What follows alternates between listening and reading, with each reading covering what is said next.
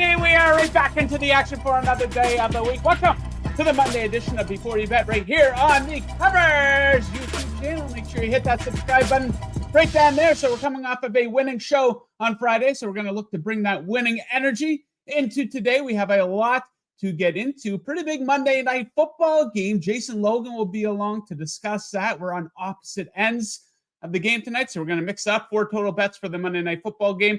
Going to do a little recap of the action we saw yesterday.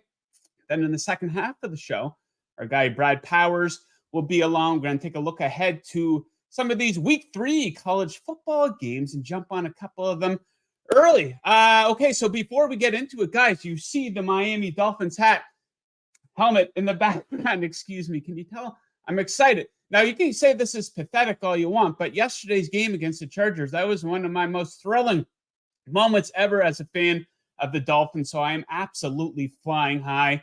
We'll be dining out on that one for the entirety of the week until they get to New England for Sunday Night Football, and we will start again. So feeling pretty good here, headed into the Monday Nighter. And speaking of flying high, let's bring in my co-host for today, my first guest, Jason Logan. We call him J-Lo around here. J-Lo, your Dallas Cowboys, they squeaked one out there last night against the Giants. How you feeling about your Cowboys here, up 1-0 on the season? Yeah, I almost feel bad for Giants fans. My dad is actually a Giants fan, which is a long story why I'm a Cowboys fan. And I haven't called them yet. I haven't trash talked them yet. I don't know if I will. I almost feel bad. It was that bad of a beatdown. So I said to you, the defense looks really good, but I had a lot of questions around this offense. I didn't get to see the offense play at all. So, yeah, I had the Giants on a teaser. I missed on that one, and I wasn't anticipating turning the game off at halftime. I watched every second. I milked every. I had to do some work. I was doing some articles and the odds updates and stuff like that. Had it on the background, but then I watched even the Cooper Rush snaps at the end of the game. Took it all in. Yeah, a complete stinker. So we'll be discussing the Giants a little bit here momentarily. But J-Lo, enough small talk. We got a big game tonight, Monday Night Football. We're on opposite ends of it here. So let's get right into it. I'm going to start us off here. My best bet for the game, I absolutely love the Bills -2. I like them to cover the spread. Here is why. The Jets and Aaron Rodgers are getting way too much respect. I am not buying the hype here. Last year when these teams met, the Bills were favored by 10 points in one game and 10.5 in the other. So you're telling me Aaron Rodgers, the guy who ranks 17th in quarterback rating, who has a much worse offensive line this season, creates an 8-point swing on the spread? I do not know about that. It makes no sense whatsoever. So the Bills, 2 big strengths on defense coming into this one. Last season, they were very strong in 2 clutch areas, both in the red zone and on third down, where they ranked top 6 in the NFL. I expect a lot of stops in these 2 key clutch areas tonight. And look back to last season, what Buffalo did in week 1. They came out absolutely flying in the season opener, a standalone game, a big spotlight game against the Rams in Los Angeles. So they're accustomed to being in this situation. They won by 21 in that game, 7.1 yards per play versus 3.7. Aaron Rodgers, meanwhile, I don't think this guy is a big game player. Remember the last big game he was in? Week 18 last season at home against the Lions, win and get into the playoffs? People seem to forget about that. Give me the Bills -2. Okay, J-Lo, you're on the other side of things here. You like the Jets. Let's hear your counterpoints. Yeah, and we discussed this on the podcast, the Sharp 600. I got Jets +2.5. It's down to 2. I'll still +2 for Jets here. The big thing, we'll start with Aaron Rodgers and how much he is going to help this team in many, many facets. Not only is he was the MVP just 2 years ago, such a step up in QB quality compared to Zach Wilson and Mike White there last year. So not only does that lift the entire offense in this passing game, which has some pretty good receivers on it, helps out the run game. People have to respect the pass now. Defenses have to play off a little bit. Pretty good rushing core here. And then as well, last year, this defense did not get a break because the Jets offense was just so stinky and could not move the chains on third down. The defense was having to just get up right away and get back on the field. And Aaron Rodgers is going to be able to move the chains on third down. He's going to give this defense a bit of a breather. And so his impact, not only in the locker room, on the field. It just trickles down to all facets of this. There's a swagger about this team right now. And Aaron Rodgers absolutely reinvigorated being with this group and being with Nathaniel Hackett as well, too. We talk about the Bills defense and how good they are. The Jets have the better defense. The Jets are absolutely the better defense. And they did a great job last year against Buffalo, limited them to less than 3 touchdowns in both meetings. That was I think there was only 3 games in which Buffalo did not score 21 or more. And they did a great job limiting Josh Allen as well, too. He didn't have great games in there. He had a passer rating of 64.4, very low for him. And so I think the Jets absolutely have the better defense on this side. And then we look a little deeper into the Bills defense. This is not the group of last year. You want to talk about how good they were last year in the red zone and what they did and all their stats. This is not the same group from last year. Leslie Frazier, the defensive coordinator, bailed on this team in the offseason. He basically just flopped the playbook onto Sean McDermott's plate. And then we look at the linebacker core, and that was the beating heart of this Bills defense the last 3 years. Edmonds is gone. He's in Chicago. Von Miller's on the PUP list. Matt Milano, he's going to be on the field. He's a guy that was limited with injuries all summer long, and he's a nosebleed away from being on the IR. So this is not the same Bills defense as we saw. I like the Jets at home in a big night, +2. Okay, we will agree to disagree. May the best man win. Okay, let's take a trip to Prop City here. We each have a favorite prop for the game. I'm going to say very much on brand here, guys. I'm going to take Aaron Rodgers to go under his passing yard total. It is set at 234.5. Here is why I like him to go under this number. So the Bills passing defense, they were pretty good against the pass here last season. Not an easy team to light up by any means. Now, yes, I do realize it is not the exact same team as last season, but look at what they did. This was the strength of their defense. They allowed just 214.6 passing yards per game, ranked in the top 9 in passing yards allowed per attempt and opponent completion percentage. Now, you might look at this number and think, it's kind of low, isn't it? Not really. Look at what Rodgers did last season when he had a much better offensive line. He averaged just 222.8 passing yards per game last season. He did face the Bills last season in Buffalo. He had just 203 in that game. He only topped this number of 234.5 in 5 of 17 games. And like I said, that's with a much better offensive line. This is a pretty big downgrade of an offensive line. Pro Football Focus ranked the Packers as having the 8th best O-line coming into the season, and the Jets at 23. So we'll see how Rodgers makes out with the new O-line. J-Lo, bring it home for us. Your favorite prop for the game. Yeah, I'm going to go to Buffalo here, and I'm not completely down on the Bills. I like their rookie tight end, Dalton Kincaid, to come out and have a pretty good game here. This was a splashy pick for them, 25th overall in the NFL draft. He's going to come in here. You're going to see a lot more 12 personnel. That was 2 tight end sets from the Bills. They actually had the lowest usage in 12 personnel last year. So they're going to bring that in. That's going to work really well against this aggressive Jets defense that loves to get pressure on the QB. Not only does it give Josh Allen those extra pass blockers, but those guys can kind of leak out and be those safety blanket check down guys when he gets under duress. And Josh Allen against the Jets last year had targeted Dawson Knox. That's the other tight end. Targeted him quite a bit. Hit him for 7 of 11 passes, 66 yards, and a touchdown through 2 games. Kincaid and Allen have had great chemistry already during camp. In the preseason, he showed out in his 1 preseason game. And then we look at this New York defense. They allowed the 6th most yards, the 5th most receptions to the tight end position last year. So this one right now sitting at 26.5. It has ticked up to 27.5 at some places, but you can still get 26.5 over for Kincaid at -110.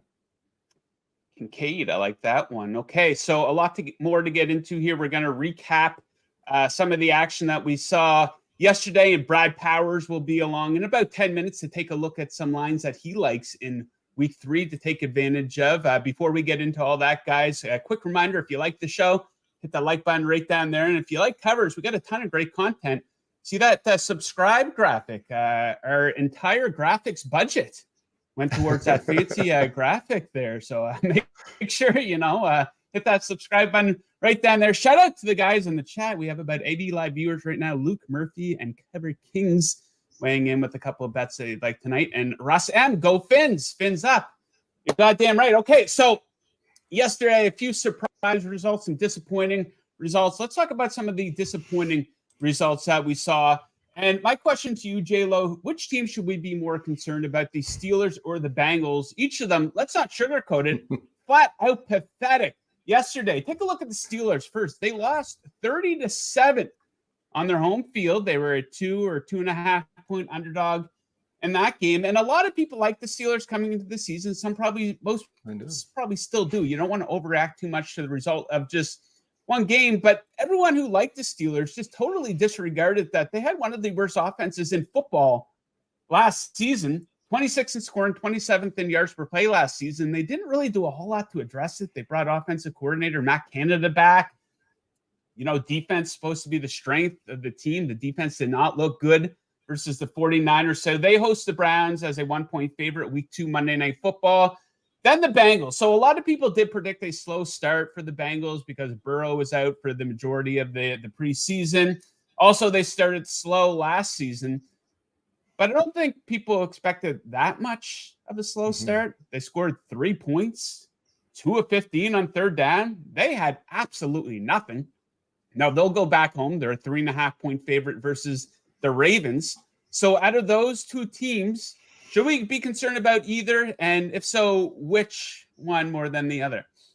I'll say the Bengals just because expectations were higher for the Bengals. But you like you said, you kind of hinted at this. They've done this before. Week 1 belly flops have kind of been there for this team, and even with Joe Burrow in the lineup, kind of they were expecting big things from the Bengals to start week 1. Burrow was going to be healthy for the first time ever in training camp, and then he pulled up with a calf injury, missed all of August, didn't play in the preseason, and again a big belly flop against them.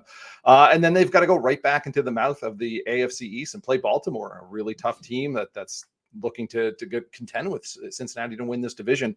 Maybe it's, last year they avoided the Super Bowl loss hangover. Maybe this is that delayed hangover, when you wake up after a big night of drinking and you're like, you know what, I feel pretty good. Well, you're probably still drunk. That's the problem. And then later on in the afternoon, it hits you like a truck, and you got a nap and Advil and sunglasses and all that. But for me, Pittsburgh they were hanging around in that first half with them. Sure, they were down 20-0, and then they scored that touchdown just before the second half. And I was like, to me, it feels like they should be down more than 13 points at the half right now. I was expecting, and I was someone that had Steelers plus 2.5. I was expecting, maybe a dirty door cover, and then CMC just backbreaker, 65-yard touchdown run right out of the third quarter. That did it. Like you said, they host Cleveland in week 2. They are catching points again at home. The Browns looked okay. I'd say like Myles Garrett looked really awesome, and then the rest of the Browns were kind of But a very tricky spot for Cleveland here. They got to avoid that letdown spot and go to Pittsburgh, where they have not had a lot of success.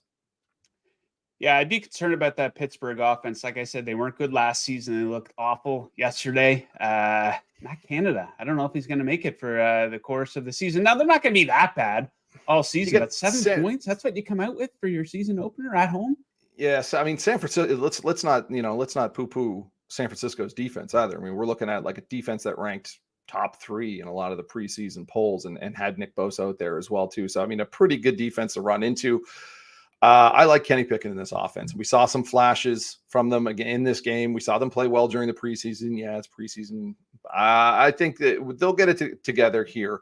Looking at Pittsburgh in week 2 in a possible letdown spot for the Browns, and Mike Tomlin, a very good bet when coming off a loss. The Cleveland Browns, a terrible bet when coming off of win. So if you kind of buy into those trends and buy into Mike Tomlin's dominance over Cleveland, especially at home, kind of eyeballing Pittsburgh. Okay.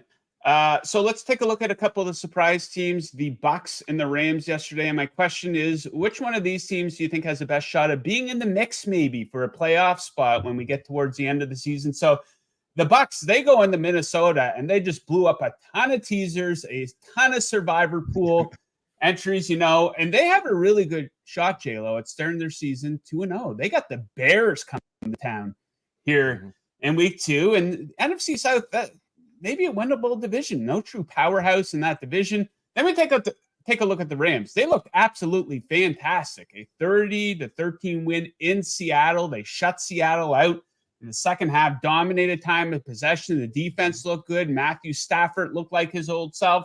They're a 6.5-point dog versus San Francisco in week 2. Now, I picked the Rams to go over their season win total, basically based off Sean McVay. I don't think he was interested in being embarrassed again another season.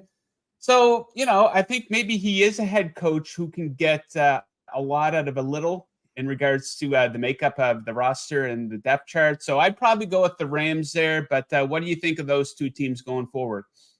Yeah, I got to give kind of the nod to the Rams because they do have the better quarterback, Matt Stafford, who looks spry, looked pretty healthy, moving around. He found some of his favorite targets, even without Cooper Kupp out there, made some plays. And then McVay just had such a great game plan as well, too. Like you said, they dominated possession. They had 27 first downs, gave up only 13 first downs to Seattle, who is kind of a weird team. And if you look long-term at them, they do have some challenges kind of early on in the schedule, but there's 3 sets of back-to-back road games, but then they get extended home-heavy spots. They play 3 straight inside SoFi from week 5 to week 7. They have 4 of 6 at home after the bye in week 10. So the schedule does soften up a little bit and could give them some chances to go over your win total. I like them to go over their division win total this year, which I think was 2.5. And then you look at Tampa Bay's defense, they're going to be good. They're, a high risk, high reward defense. They're going to try to make some plays. But I think Baker Mayfield is a ticking time bomb for this Tampa Bay team. And Minnesota didn't do a great job generating pressure yesterday, only 2.9 pressure rate on Baker Mayfield. Not enough to short circuit his brain, as we've seen, when he deals with a lot of pressure in the pocket. An easier sked for the Bucs to start. However, Raymond James Stadium is going to be the setting for 4 of the Bucs' first 6 games.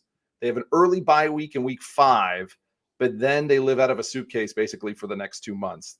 From week 8 to week 15, the Bucs are a visitor in 6 of 8 outings, and they play 3 back-to-back road sets before Christmas. So the schedule definitely working against Tampa Bay, and the schedule going to get a little lighter for the Rams later on in the season. So I think the Rams probably have a better chance to keep that momentum going from week 1.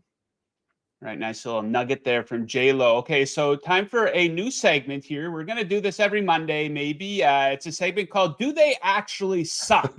So you don't want to overreact too much to, one game, one result. But sometimes, we get some information and we can decide, hey, do they actually suck, or was it just a one-off? So let's talk about those New York Giants yesterday and ask the question, do they actually suck? One of the worst week 1 losses in the history of the NFL yesterday. That was just god awful. A divisional opponent, the spread wasn't ridiculous, just 3.5 points.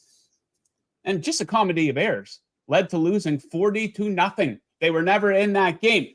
And like I said, we don't want to overreact too much to one result, especially they have Arizona on deck here in week 2. But you kind of peel back the layers of this New York Giants team a little bit. And I think that there might be some evidence that they do actually suck. They played in a lot of close games last season. They really overachieved. They ended up winning a lot of those close games. But you dig into it a little bit, they weren't a good team statistically last season. They were in the bottom third of the NFL in both yards per play and yards per play allowed.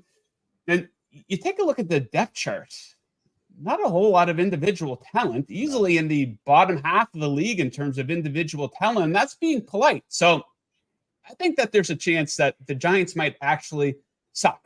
Great coaching, but that great coaching can only get you so far when you don't have a whole lot of talent. So maybe you're a bit biased as a Dallas Cowboys fan, but what do you think? Do the Giants actually suck? I'm not going to, like you said, it's week 1, so I'm not going to absolutely flush them down the toilet right now. Dallas's defense is a monster, and they are very disruptive, and they do exactly what they did in that game on Sunday Night Football. They cause a butt ton of chaos, and that creates turnovers, and they just maximize off turnovers. And like I said, I was really interested to see the Dallas offense with Schottenheimer, Mike McCarthy calling the plays, and didn't really get to see that. Basically, it was handoff time in the second half, and then Dak took a seat for the final 15 minutes. So a lot of questions there. But for the Giants, I mean, like you said, they kind of played a cupcake schedule last year. Their defensive numbers might have got a little puffed up because they played a lot of pop gun offenses.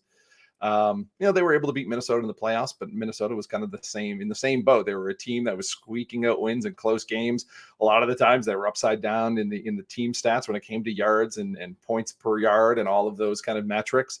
Now you mentioned the Arizona spot next week.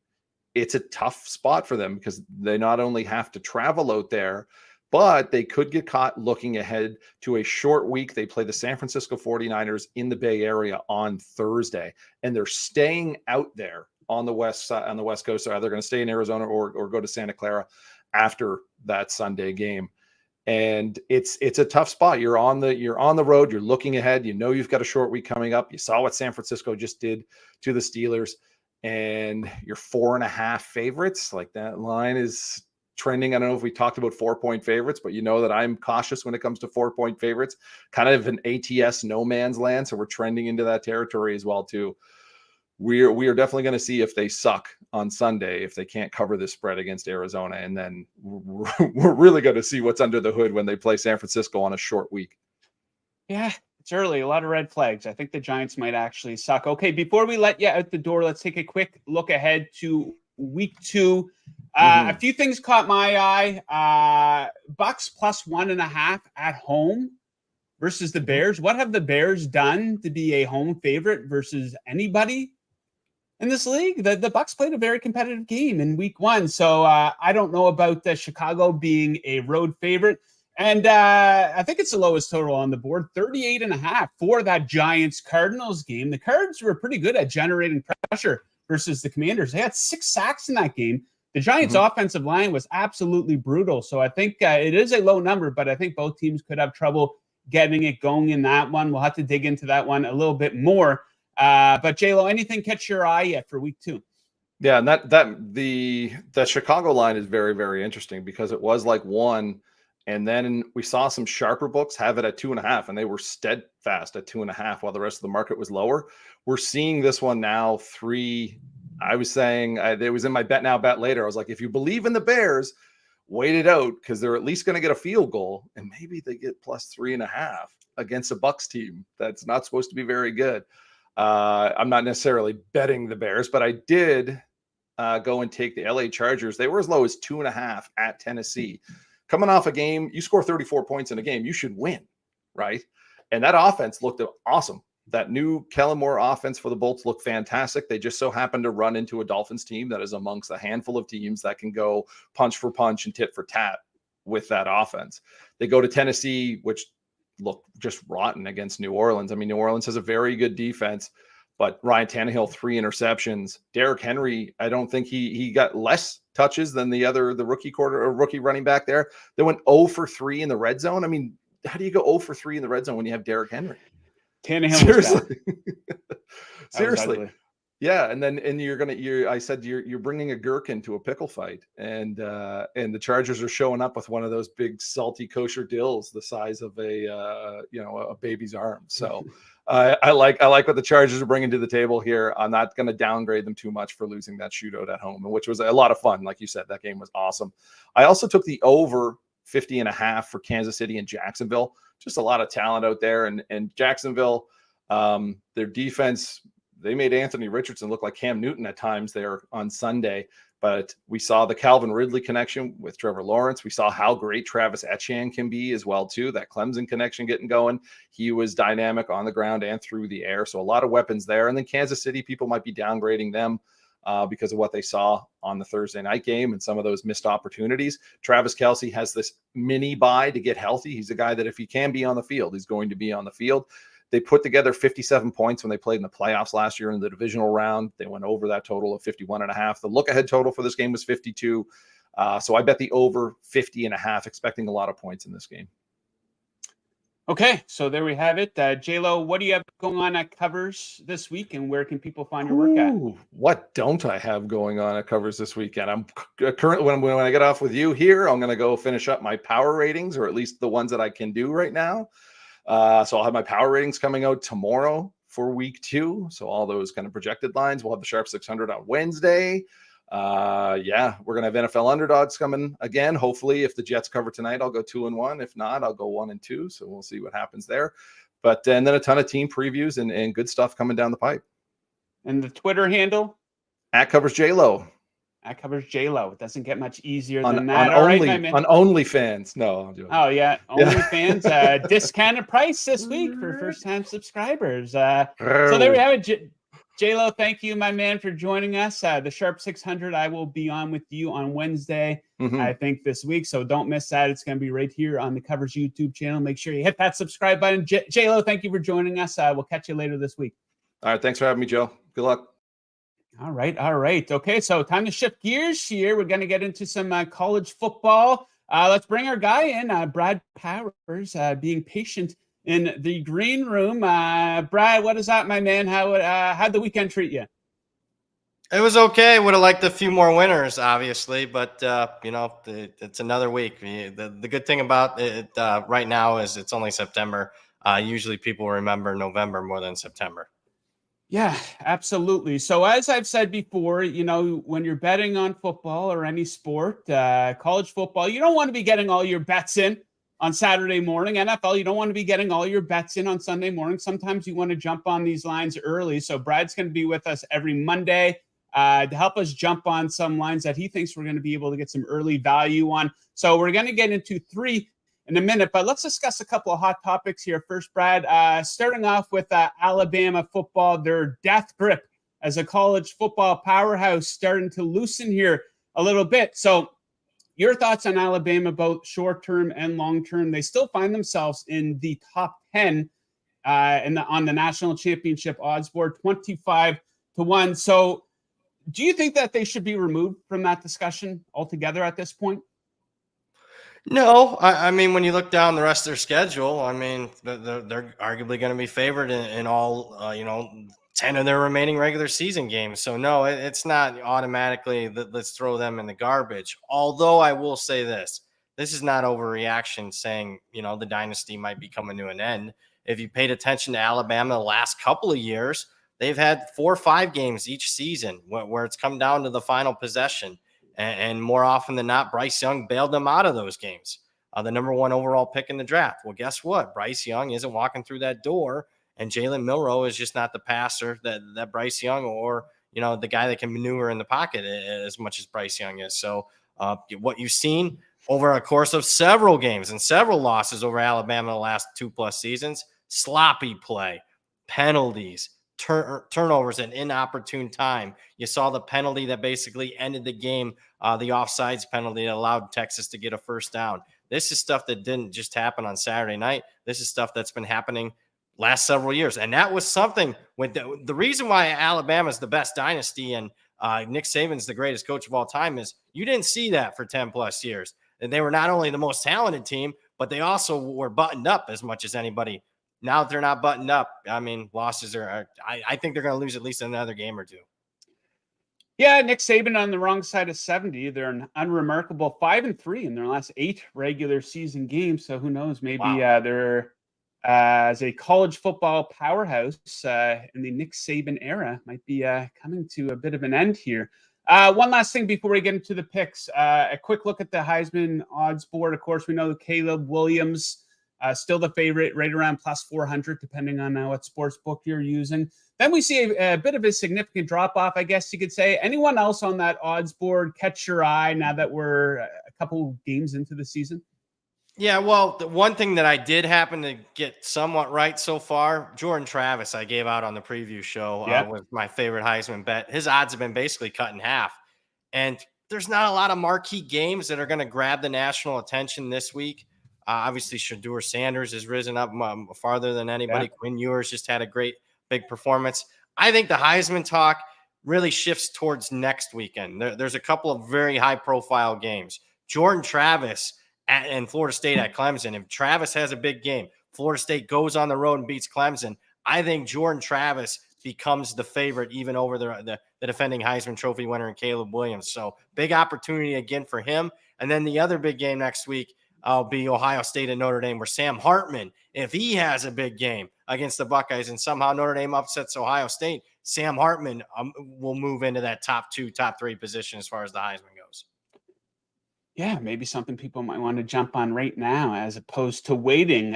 So speaking of bets to consider jumping on right now, there's 3 that have caught your eye that you like to discuss here in the program. So let's get right into it. Let's start things off. Syracuse and Purdue. We have a 2.5-point spread. Who are you looking at here? Yeah, I'm going to lay the points here with Syracuse, and I also like the over in this game. And let's just talk Syracuse. Generally speaking, I don't think the market has this team priced accordingly. Fundamental changes as far as coordinators. Two different coordinators. Offensive coordinators going very high paced. They have a very experienced defensive coordinator that's been around for a half a century in Rocky Long, and defense is playing well. Where I don't think they're priced accordingly is look at the first half of these two, their two games so far. I know they played a couple of tomato cans, but I mean, a combined score of 82-7, and they basically have taken their foot completely off the gas pedal in the second half. They've scored a goose egg so far in the fourth quarter of their two games so far. So if they were to play a complete full 60-minute game, I'm wondering how good this Syracuse team is going to be. I think they'll have to play a 60-minute game here on the road against Purdue. But if that's the case, anything under 3, I'm a big buyer on Syracuse. And I'm also a big buyer on the over in that game as well. The orange and the over. Okay, next up we have San Jose State and Toledo. You like a side on the total. What are you looking at? Yeah, I'm going to go over the total. Generally speaking, what we have here, a couple of mobile quarterbacks, dynamic pass and run quarterbacks, Daquan Finn at Toledo, and then obviously Chevin Cadero at San Jose State. I think some of the scoring for San Jose State's offense has been suppressed because they played, USC's defense. I know it's USC's defense, but still it's a Power 5 defense. Oregon State's got a legitimate defense. You saw what they could do when they stepped down in class last week. Now, Toledo's a little bit better defensively than Cal Poly, but still, I expect San Jose State's offense to have success, and vice versa. We saw Toledo go up and down the field against an Illinois defense, and then last week against, again, lesser competition, it was a no-brainer. They put up a 70 spot. So I think it's a back-and-forth game. The both teams, I could see getting into the 30s here. Okay, let's bring things home here. Northwestern Duke, a 19.5-point spread. Who are you betting on in this one? So I think there's two narratives in play that are giving us some value on the underdog here, Northwestern plus 19.5. First narrative is Northwestern, the scandal that broke over the summer. Nobody wants to bet Northwestern, even myself, going under their win total and whatnot. And then on top of it, you saw a standalone game on a Sunday afternoon, week 1, and they get beat by Rutgers 24-7. Don't look good in that game. I'm here to tell you, Rutgers might be better than expected. If you don't believe me, Rutgers right now a 7-point home favorite over Virginia Tech. They were only laying 5 against Northwestern at home. So that loss that Northwestern had, maybe not as bad as what we originally thought. Last week, the market threw Northwestern in the trash. At some point, they were actually a home underdog to UTEP. Northwestern goes out and crushes UTEP. They did benefit from some turnovers, but still the market way off there. And then the second mispricing is on Duke. Standalone game. Again, for Duke, what they do, they upset Clemson. Nobody expected that, but it was a misleading final. I'm not saying Duke wasn't the right side in the game, but the fact that they won it so convincingly was a very misleading final. Clemson doesn't punt in the second half, has it inside the 10-yard line not once but twice, and somehow comes away with 0 points. I'm not sure that Duke is as good as what the market's treating them right now. We got a low total, too. Are you kidding me? One of the lower totals on the board. I'm almost getting 3 touchdowns. Give me the Wildcats. Okay, 3 to jump on right now, according to our guy, Brad Powers. Now, Brad, I got a question for you, unrelated to, well, it's kind of related to betting. Now, you talked about how you like to bet the board. You got a ton of action in every Saturday. How does Brad Powers watch college football? What type of setup you got there at home? I almost should turn the computer. I could look up at it right now, but I got 5 TVs and I got like 5 other monitors. So it's pretty wild. I stand for most of it watching because I'm constantly changing the volume on the different TVs to get, what actually is happening, at least from the commentators. I don't like commentators, but still, if there's an injury, I want to know what's going on. And then I'll run to my desk and, if I think there's an injury and I'm trying to bet. So it's kind of frantic. It's fun. My girlfriend thinks I'm nuts, but I wouldn't have it any other way. Yes, indeed. That is the way to watch football in the year 2023. Okay, Brad, that does it for today. We thank you very much for joining us. We'll catch you on Thursday and we'll take a look at some of the bigger games and week 3 college football action. All right. Thanks for having me as always. Yes, sir. The man. You're going to want to follow that guy on Twitter. True expert when it comes to college football betting. Okay, if you're just tuning in, we're wrapping up, but let's recap our picks here for Monday Night Football. J-Lo, Jason Logan, and I had some picks off the top of the show. Producer Mick bringing up a graphic right now. We have recap graphics made for all of our picks. I can just tell you what mine were without the, oh, there we go. Bills -2. I'm not buying the hype for a second with the New York Jets. They are a repeat of the Brooklyn Nets and the New York Mets. We're going to see it right before our very eyes tonight, and staying on brand and take Aaron Rodgers under 234.5 passing yards, -105. As for J-Lo's best bets, he's on the other side of things. We agreed to disagree. May the best man win. He likes the Jets and Kincaid to go over his receiving yard total. And we apologize for the typo in that graphic. I will speak to producer Mick about that following the program here today. Just joking. We all do make mistakes. So that does it for today's show. We're going to be right back with you guys on Thursday for Thursday Night Football. Brad's going to be back with us then. If you watch the show and you like it, you can hit the like button right down there. And let's bring up our fancy subscribe graphic. Our entire graphics budget went towards that subscribe graphic right there. Tens of thousands of dollars. I think we got ripped off for that, but we'll see if it does the trick. Yeah, that does it. We got a lot of great content coming up on the Covers YouTube channel this week. We're going to previews for every single NFL game. There's still Major League Baseball going on. NBA and hockey starts soon. So we're all over it. If you didn't have a chance to watch the show live, the replay stays up on YouTube. And if you prefer to listen to it on podcasts, it will be up wherever you listen to your podcast, probably within a matter of minutes here. So that does it for the Monday edition of Before You Bet. Thank you for watching. We'll see you next time. Woo!